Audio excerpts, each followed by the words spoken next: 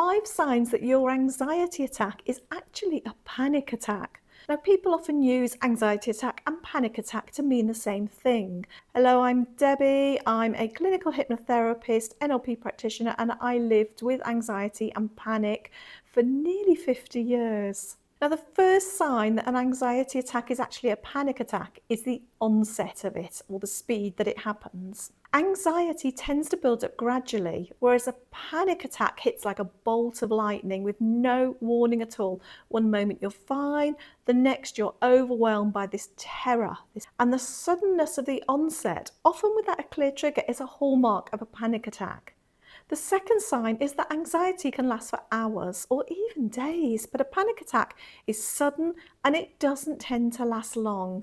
The intense fear escalates rapidly. It usually peaks within about 10 minutes. During that peak, the terror feels unbearable. Then the most intense part begins to fade. So if your experience is a short, sharp spike of fear, that's a clue it's a panic attack.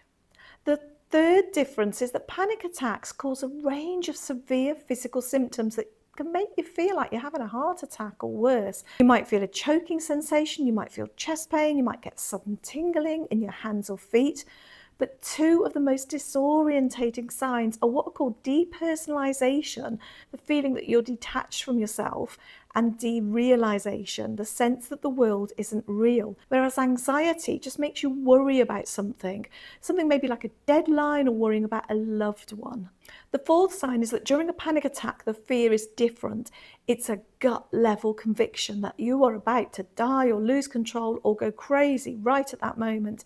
There's a feeling of immediate catastrophe. It's not logical. It's your brain's alarm system screaming that you're in mortal danger, even when you're not. Whereas anxiety is usually tied to a specific stressor.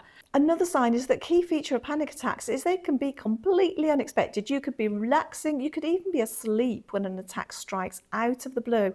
And this randomness creates this fear of the fear, a cycle where worrying about having another attack makes one more likely, whereas anxiety tends to build up more slowly and it just stays there, and it might have waves where it feels a bit worse, but then it gets a bit better, then it feels a bit worse again, then it gets a bit better.